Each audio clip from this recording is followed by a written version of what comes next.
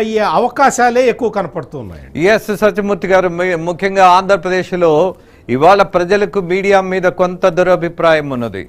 అందరూ ఏదో ఒక పార్టీని భుజాన వేసుకొని చెప్తారు అన్నటువంటి అభిప్రాయం చాలా ప్రబలంగా పెరిగిపోయినటువంటి దశలో, బట్ సత్యమూర్తి గారు, జర్నలిస్టులకి ఒక కమిట్మెంట్ ఉంటుంది, ఒక పద్ధతి ఉంటుంది, ఒక సిద్ధాంతం ఉంటుంది, అలాగే బాధ్యత కూడా ఉంటుంది. ఆ బాధ్యత ఏంటి? జర్నలిజం వరకు మాత్రమే. జర్నలిజంలో ఉన్న వాళ్ళు నామినేటెడ్ పోస్టుల్లో వెళ్ళకూడదు. ఇది రాజ్యాంగం నా దృష్టిలో.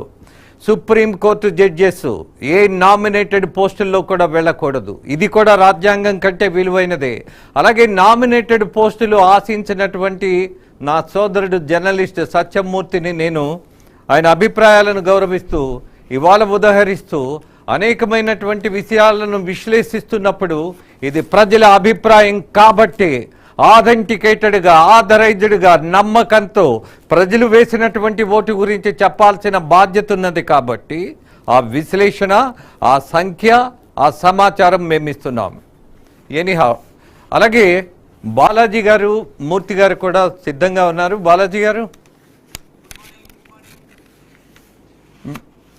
నమస్తే అండి. బాలాజీ గారు మీరు మ్యూట్లో ఉన్నారు. అన్మ్యూట్ చేసుకున్నాను. ఎస్, అన్మ్యూట్ చేసుకున్నాను. నా దగ్గర నుంచి అన్మ్యూట్ అయి ఉందండి. హలో, మాట్లాడండి. No problem, you can continue. Good morning అండి. వెరీ గుడ్ మార్నింగ్, చెప్పండి. మనం చూస్తున్నాం ట్రెండ్ ఎలా ఉందనేది. ఇప్పటి వరకు కొన్ని సంస్థలు చెప్పినటువంటి కానీ, లేకపోతే కొన్ని అడ్వర్స్ గా చెప్పారు. ప్రజల అభిప్రాయానికి భిన్నంగా కొన్ని ఆర్గనైజేషన్స్ ఇచ్చిన సమాచారం వేరు. ఎక్కువ మంది టీడీపీ అండ్ కూటమి అధికారంలోకి వస్తుందని కొంత. మేము అంటే క్షేత్రస్థాయి నుండి పరిశీలించినప్పుడు గత 1 year గా ప్రజల్లో తిరుగుతున్నప్పుడు, నేను ఒక పార్టీ జిల్లా పార్టీ అధ్యక్షుడిగా, లేకపోతే ఆ రోజు పోలింగ్ రోజు చూసాం, ప్రజలు ఏం మాట్లాడుతున్నారో చూసాం. గంటల తరబడి జనం ఎవరైనా బూత్లోకి వెళ్ళిన తర్వాత ఆ క్యూలో నిలబడలేక మళ్ళీ వచ్చి వేద్దాంలో ఓటు అనేటువంటి పరిస్థితి. బట్ 3 hours 4 hours నిలబడి, నేను ఇందాకనే ఒక చిన్న సమాచారం నాకు తెలిసింది. ఒక ఆవిడ బూత్ నుంచి వస్తూ ఇంకేం వేస్తాం తర్వాత వచ్చేద్దాం అంటే పక్కన ఒక ముసలాం ఏజ్డ్ ఉంటుందంట. మనం ఇంటికి వెళితే ఈ ఓటు వేసుకోలేకపోతే రేపు మన ఇల్లు కూడా దిక్కుండదు. ఈ ల్యాండ్ టైటిలింగ్ యాక్ట్ కానీ, లేదా ఈ హెరాస్మెంట్ కానీ, లేదంటే మేము చంద్రబాబు నాయుడు గారు లాంటి ఓ విజనరీ లీడర్ ఈ రాష్ట్రానికి తిరిగి ముఖ్యమంత్రి కావాలన్నటువంటి ఆలోచనతో ఉన్న జనం కానీ, లేదా రాష్ట్రంలో జరుగుతున్న అన్యాయ అక్రమాలు, అమరావతి కానీ, లేకపోతే ఇవన్నీ అనేక అంశాలు ప్రథమంగా తెలుగుదేశం పార్టీ ఆ కూటమి అధికారంలోకి రావాలి, ఒక ప్రజాస్వామ్యం పరిడి వెళ్ళాలి, ప్రజాస్వామ్యయుతమైన పరిపాలన రావాలి, ఎవరైనా స్వేచ్ఛగా తమ భావాలను వ్యక్తం చేసుకుంటే పరిస్థితి రావాలి. ఎందుకంటే చిన్న ఆందోళన చేయాలని చేస్తున్నారు అనగానే వెంటనే నోటీసులు, రాత్రిపూట అరెస్టులు. నాకు తెలిసి ఒక 50 ఏళ్ల చరిత్రలో నేను విద్యార్థి ఉద్యమాల నుంచి కూడా, కాలేజీ విద్యార్థి ఉద్యమాల నుంచి ఈ రోజు కూడా తెలుగుదేశం పార్టీ జిల్లా అధ్యక్షుడిగా, ఒక మాజీ జడ్పీ చైర్మన్ గా పనిచేసాను. ఎన్నో ఉద్యమాలు చూసాము, ఎన్నో ఆలోచనలు చూసాము. ఇంత దుర్మార్గంగా ఏ రోజు కూడా, ఆఖరికి జగన్మోహన్ రెడ్డి గారు కూడా తను వైఎస్ఆర్సీపీ పెట్టినప్పుడు ఎన్ని ఆందోళనలు చేశాడండి, ఎన్ని నిరాహార దీక్షలు చేశాడు. ఏ రోజైనా ఆ రోజు అప్పుడు ఉన్నటువంటి అధికార పార్టీని ఆపలేదే. ఆ ఎక్స్పీరియన్స్ ఉండి కూడా తను అధికారంలోకి వచ్చిన తర్వాత తెలుగుదేశం పార్టీ ప్రజల ఆలోచనల మేరకు రాష్ట్రంలో జరుగుతున్న అన్యాయాలను ప్రతిఘటిస్తూ ఏ ఆందోళన కార్యక్రమం చేపట్టినా చివరికి చంద్రబాబు నాయుడు గారిని అక్రమంగా, ఏ కారణం లేకుండా, స్కిల్ కేసులో ఏ ఆధారం లేకుండా ఒక మాజీ ముఖ్యమంత్రిని, విశేష అనుభవం ఉన్నటువంటి రాజకీయ నాయకుడు, 40 సంవత్సరాల ఇండస్ట్రీ, అలాంటి వారిని అరెస్ట్ చేసి అది దాన్ని నిరసన తెలియజేయడానికి కూడా లేకుండా అర్ధరాత్రి నుంచి రాత్రి 3 గంటల నుంచి కస్టడీలకు తీసుకొని 3 గంటల నుంచి నోటీసులు ఇష్యూ చేసి పోలీసుల్ని వాళ్ళ యొక్క తాబేదారులుగా, గుమస్తాలుగా వాడుకున్నటువంటి సందర్భం ఈ రాష్ట్రంలో ప్రజలు చూశారు. చంద్రబాబు నాయుడు గారికి అక్రమాలు జరిగిన రోజే ఈ రాష్ట్ర ప్రభుత్వ భవిష్యత్తు ఏందో తేలిపోయింది. రాష్ట్రంలో ప్రజలు అర్థం చేసుకున్నారు. ఈ దుర్మార్గ ప్రభుత్వాన్ని గద్దె దింపబోతే ప్రజాస్వామ్యానికి రక్షణ లేదు, కాబట్టి ఈ ప్రభుత్వాన్ని కాలరాయాలనేటువంటి నిర్ణయానికి ఆ రోజే వచ్చారు. అక్రమైన అరెస్టులు, దుర్మార్గం, దౌర్జన్యం, ఎవరు మాట్లాడటం లేదు. ఒక పక్క ఉపాధ్యాయులు మందు షాపుల దగ్గర కాపలా కాసేటువంటి పరిస్థితి, భారతదేశ భవిష్యత్తును తీర్చిదిద్దాల్సిన ఉపాధ్యాయుడు మందు షాపుల కాడ కాపలా కాసేటువంటి దురవస్థ ఇన్ని సంవత్సరాల స్వతంత్ర భారతదేశ చరిత్రలో ఆంధ్రప్రదేశ్ లోనే బాలాజీ గారు, we can discuss all these things. ఏవైతే పొరపాట్లు జరిగినాయో, ఎక్కడెక్కడ ఎవరెవరి అభిప్రాయాలు, పాలనా పద్ధతులు, నిర్ణయాలు, బాధ్యత లేనితనం ఏదైతే ఉన్నదో, ఇవాళ జడ్జిమెంట్ డే కాబట్టే ప్రజలు ఎలాంటి జడ్జిమెంట్ ఇచ్చారు అన్న దాని మీద మనం ఫోకస్ చేద్దాం. ఎందుకు ఇలా ఇచ్చారు అన్నటువంటిది తర్వాత చర్చిద్దాం, అప్పుడు విశ్లేషిద్దాం. అలాగే మూర్తి గారు, జరుగుతున్నటువంటి ఈ కౌంటింగ్ గమనిస్తున్నప్పుడు మీకు వస్తున్నటువంటి అంచనాలేంటి? సమాచారం, ఈరోజు తెలుగుదేశం పార్టీ 150 సీట్లు అందుకుంటుంది. ఇంకా ఈ ట్రెండ్ చూస్తే ఇందాక మన అనలిస్ట్ గారు కూడా చెప్పారు, సింగిల్ డిజిట్ కే నెట్టబడుతుంది అనేటువంటిది కూడా ఒక అనుమానం ఉన్న పరిస్థితి. కాకపోయినా 150 సీట్స్ తెలుగుదేశం అంటే కూటమి అందుకోపోతున్న పరిస్థితి ఇప్పుడున్న ట్రెండ్ చూస్తే మనకు తెలుస్తుంది. మరొక బ్రేకింగ్ న్యూస్ ఉన్నది ఇక్కడ. వారణాసిలో ప్రధానమంత్రి వెనకంజా అని ఒక వార్త వస్తుంది. But as a journalist, as a analyst, as N observer, I don't believe it. Maybe first round అలా రావచ్చేమో.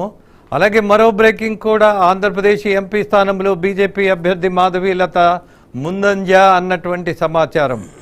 ఇవాళ ఎంఐఎం కోటను బద్దలు కొట్టాలి అని అంటే బలం సరిపోతుందా అన్నటువంటి అంచనాలు చాలా ఉన్నాయి. దాని మీద కూడా ఇవాళ మనం ఫోకస్ పెట్టాల్సిన పరిస్థితి ఉన్నది. కానీ but it's a very surprising. But I can't say that వీళ్ళే లీడులో వెళ్ళిపోతారు, వాళ్ళందరూ వెనకబడిపోతారు అన్నటువంటి ఆధారాలు నేనేమీ ఊహించట్లా, భావించట్లేదు కూడా. బట్ వస్తున్నటువంటి రిపోర్టును యాజ్ ఇట్ ఈజ్గా మాత్రమే మీకు తెలియజేస్తున్నా. ఇక వైసీపీకి సంబంధించి ఆంధ్రప్రదేశ్కు ఇప్పుడున్నటువంటి అప్డేట్, మాధవీలత మీ దగ్గర ఉన్నదమ్మా? మనం చూసుకోవచ్చు, ఇప్పటికే మీరు చెప్పినట్టుగా మ్యాజిక్ ఫిగర్ని కూడా దాటడం జరిగింది. అలాగే ఇది రెండో రౌండ్కి మాత్రమే, 2 రౌండ్లు కంప్లీట్ అయ్యే కొన్ని ప్రాంతాలు. అదొకసారి మనం చూసుకుంటే పల్నాడు జిల్లా, మనం ఎలక్షన్ అయిన తర్వాత ఎంత అట్టుడుకున్నటువంటి ప్రాంతం కూడా మనం గమనించాం పల్నాడు జిల్లాకు సంబంధించి కూడా. అక్కడ వెనుకొండ టీడీపీ అభ్యర్థి జీవీ ఆంజనేయులు 611 ఓట్లతో ఆధిక్యంలో ఆయన కొనసాగుతున్నారు. అలాగే పెనమలూరులో 2 రౌండ్లు కంప్లీట్ అయ్యేసరికి 3300 ఓట్ల ఆధిక్యంలో బోడే ప్రసాద్ గారు ఆయన కూడా ముందంజలో ఉన్నారు. అలాగే పల్నాడు జిల్లా మరొకటి పెద్దకూరపాడు వైసీపీ అభ్యర్థి శంకర్రావు కేవలం 14 ఓట్ల ఆధిక్యంలో కొనసాగుతున్నారు ఆయన కూడా. అలాగే ఎన్టీఆర్ జిల్లా మైలవరం నియోజకవర్గంలో 2వ రౌండ్ అయ్యేసరికి టీడీపీ అభ్యర్థి వసంత కృష్ణ ప్రసాద్ 955 ఓట్లతో ఆయన కూడా ముందంజలో కొనసాగుతున్నారు. అలాగే సత్యసాయి జిల్లా వచ్చేసరికి మడకసిర నియోజకవర్గం టీడీపీ అభ్యర్థి అలాగే ఎంఎస్ రాజు గారు ఆయన కూడా ముందంజలో కొనసాగుతున్న పరిస్థితి కనిపిస్తుంది. అలాగే శ్రీకాకుళం ఒకసారి చూస్తే శ్రీకాకుళం జిల్లా వచ్చేసరికి పార్లమెంట్ అభ్యర్థి కింజరాపు రామన్ ఆయన కూడా ముందంజలో కొనసాగుతున్నారు. అలాగే పల్నాడు జిల్లా 7 స్థానాల్లో కూడా టీడీపీ ముందంజలో కనిపిస్తుంది. ఎందుకంటే పల్నాడు జిల్లా వరకు చూసుకుంటే ఎంత అట్టుడుకున్నటువంటి ప్రాంతం కూడా మనం చూసాము. 144 సెక్షన్ నిరంతరంగా కొనసాగింది. కేంద్ర బలగాలు కూడా స్పెషల్గా రావడం జరిగింది పల్నాడు జిల్లాకు సంబంధించి కూడా. అలాగే హిందూపురం నుంచి కూడా హిందూపురం ఎంపీ అభ్యర్థి కె పార్థసారథి 2 రౌండ్లు ముగిసేసరికి 1204 ఓట్లతో ఆయన ఆధిక్యంలో ఉన్నారు. విజయవాడ పశ్చిమ తొలి రౌండ్ వచ్చేసరికి వైఎస్ఆర్సీపీకి పోలినటువంటి ఓట్లు చూసుకుంటే, అలాగే అక్కడ అభ్యర్థి సుజనా చౌదరి ఎవరైతే ఉన్నారో బీజేపీ నుంచి ఆయన కూడా ఆధిక్యంలో కొనసాగుతున్నట్టు పరిస్థితి. విజయనగరం జిల్లా కూడాను ఎక్కువగా విజయనగరంలో టీడీపీ అభ్యర్థి అతిథి గజపతి ఆవిడ కూడాను ముందంజలో కొనసాగుతున్నారు. 2700 ఓట్లతో ఆవిడ ముందంజలో కొనసాగుతున్నారు. అలాగే శ్రీకాకుళం పాతపట్నం టీడీపీ అభ్యర్థి మామిడి గోవిందరావు ఆయన కూడా 800 పైచిలుకు ఓట్లతో ఆధిక్యంలో కొనసాగుతున్నారు. ఇవి 2వ రౌండ్ కంప్లీట్ అయ్యేసరికి వీళ్ళంతా కూడా ఆధిక్యంలో కొనసాగుతున్నారు. ఒకసారి మనం ఫిగర్ చూసుకుంటే టీడీపీ ఎక్కువగా మ్యాజిక్ ఫిగర్ను కూడా దాటిందని చెప్పుకోవచ్చు సార్. అలాగే మనం విశాఖపట్నం విషయానికి వచ్చేసరికి ఇక్కడ కాపు సామాజిక వర్గం అలాగే వెలమలు కూడా ఎక్కువ డిసైడింగ్ ఫ్యాక్టర్గా ఉంటారు జనరల్గా. గతంలో మనం చూసుకుంటే గతంలో విశాఖపట్నంలో సిటీది కాస్త టీడీపీ కైవసం చేసుకుంది, మిగతా అంతా వైసీపీ తీసుకుంది. ఇప్పుడు అక్కడ కొంచెం ఫిగర్ కొంచెం చేంజ్ అయ్యే ఛాన్సెస్ కూడా కనిపిస్తున్నాయి. మరొక బ్రేకింగ్ న్యూస్ కూడా, పెద్దిరెడ్డి రామచంద్రారెడ్డి ఆయన వెనకబాటులో ఉన్నారట. కారణం ఫస్ట్ రౌండ్లో నేను ఈ కారణాలు అడగను కానీ, బట్ ఫస్ట్ రౌండ్లో అత్యంత ప్రతిభావంతుడైన మంత్రిగా, అలాగే ఆధిక్యం ఉన్నటువంటి వర్గంగా ఆ జిల్లాలో ఆ నియోజకవర్గ చుట్టుపక్కల చెప్పుకుంటున్నటువంటి నిజాలు ఇవాళ నమ్మాల్సిన పరిస్థితి వస్తోందా? అందుకే ఇంత పెద్ద బలమైనటువంటి ముఖ్యమంత్రి తర్వాత నేనే అన్నటువంటి ప్రవర్తన చూసినటువంటి నాయకుడి యొక్క ఎన్నికల ఫలితాలు గమనిస్తున్నప్పుడు ఫస్ట్ రౌండ్లో ఆయన ఎందుకు వెనకబడ్డాడు? It's a most interesting point. Yeah, Satyamurthy garu. ఇది నిజంగా ఇంట్రెస్టింగ్ పాయింట్ అండి. అంటే పుంగనూరులో పెద్దిరెడ్డి రామచంద్రారెడ్డి అంటే ఒక టెర్రర్ మొత్తం ఎట్లా ఉందంటే, ఒక ప్రైవేట్ గ్యాంగ్స్ మొత్తం అసలు ఆ నియోజకవర్గం మొత్తం కూడా క్యాప్చర్ చేసుకొని ఉన్నాయి.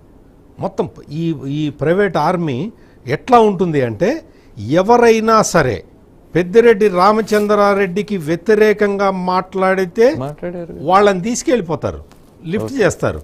అటువంటి పరిస్థితులు ఉన్న పుంగనూరులో నిజంగా ఇది అంటే పెద్దిరెడ్డి రామచంద్రారెడ్డి ట్రైలింగ్ అనేది చాలా చాలా సిగ్నిఫికెంట్ వార్త అండి. అంటే ఇది అంటే మళ్ళీ మీరు నేను కంక్లూజన్ చెప్తే మళ్ళీ మీరు వేరే చెప్తారు, కానీ ఇది ప్రజల అభిప్రాయాన్ని, ప్రజల తిరుగుబాటుని ఇది స్పష్టం చేస్తుంది.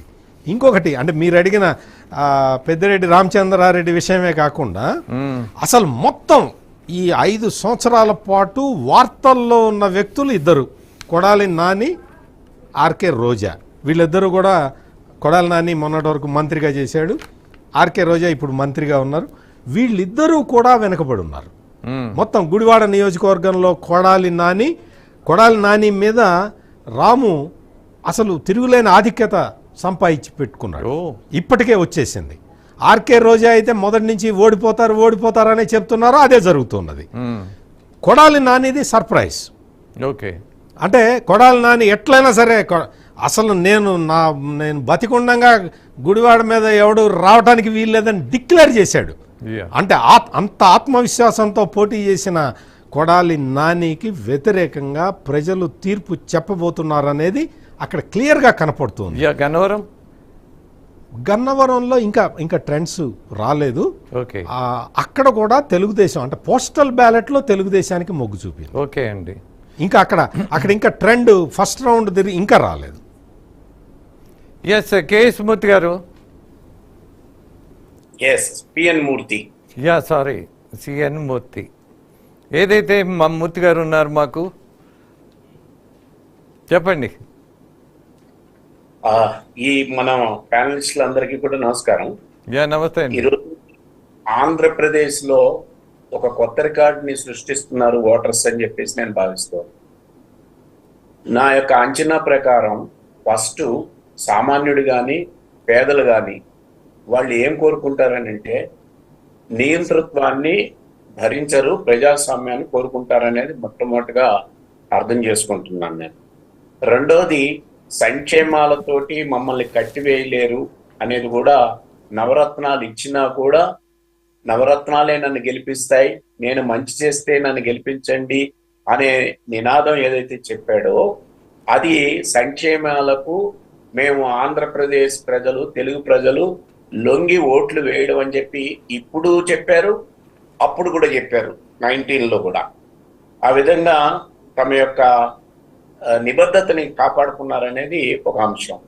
మూడోది ఏంటంటే ఆంధ్రప్రదేశ్లో ఒక అపవాదం ఉంది, కులాల వారీగా అక్కడ ఎక్కువ ప్రభావం ఉంటుంది అని చెప్పారు. కానీ ఈ ఎన్నికల్లో కులాతీతంగా ఓటింగ్ జరిగింది అనేది నేను భావిస్తూ ఉన్నాను. ఇంకొక విషయం ఏంటంటే ప్రజాస్వామ్యంలో ఎవరైతే ప్రధాన నాయకుడు ఉంటాడో అతను నియంతృత్వానికి, అహంభావానికి వెళ్ళినప్పుడు పతనం తప్పదు అని ఇటు తెలంగాణలో బీఆర్ఎస్ నాయకుడికి, అటు ఆంధ్రప్రదేశ్ లో జగన్ కూడా ప్రజలు ఇది రుజువు చేశారు. ఇకపోతే మన సర్వేలను చూసుకుంటే అత్యధిక సర్వేలు మన కూటమి వస్తుందని చెప్పారు. అయితే ఒక్క సర్వే మాత్రం, 7 సర్వేలు నా దగ్గర ఉన్నాయి, ఒక్క సర్వే మాత్రం బొటాబొటీగానే పోటీ ఉంటుంది, అవసరమైతే వైసీపీ కూడా రావచ్చు అని ఒక అంచనాకు వచ్చారు. అయితే ఇందులో ఎక్కువగా ఇప్పుడు జరుగుతున్న ఈ ట్రెండ్ కనుక చూస్తే ఒక 30 వరకు వైసీపీ ఈ వరకు వస్తుంది. 145 నుంచి 150 దాకా కూడా మన కూటమి వస్తుంది అనేది మనం అర్థం చేసుకోవచ్చు. ఇంకొక విషయం ఏంటంటే మైనారిటీస్ దూరం అవుతారు బీజేపీ దగ్గర అయితే అనేది కూడా ఒక అపవాదు ఉండింది. ఇది చూస్తూ ఉంటే మైనారిటీసు, ఎస్సీ, ఎస్టీ వర్గాలన్నీ కూడా ఈ కూటమి వైపే ఉన్నాయని, అయితే వైసీపీ యొక్క లీడ్స్ చూస్తూ ఉంటే ఎక్కడైతే ఎస్టీ గిరిజన కాన్స్టిట్యున్సీస్ ఉన్నాయో అక్కడ వైసీపీ నిలదొక్కుంటుంది అనేది మనకి కొంత అర్థమవుతూ ఉన్నది. ఏది ఏమైనా ఆంధ్రప్రదేశ్ లో ప్రజలు నిబద్ధతతో ప్రజాస్వామ్యాన్ని కాపాడడానికి, నియంతృత్వాన్ని వ్యతిరేకించడానికి, ఇంకొక విషయం ఏంటంటే యువత ముఖ్యంగా ఈ నిరుద్యోగ సమస్య మీద, అక్కడి నుంచి వలస వెళ్ళిపోవాల్సిన పరిస్థితి మీద, విదేశాల్లో చదువుకుంటున్న వాళ్ళ యొక్క చదువులకి ఆటంకపరిచిన ఈ 5 ఏళ్ల యొక్క ఈ ప్రభుత్వ విధానాలకి వ్యతిరేకంగా యువత నిలబడింది అనేది నేను అర్థం చేసుకుంటూ ఉన్నాను.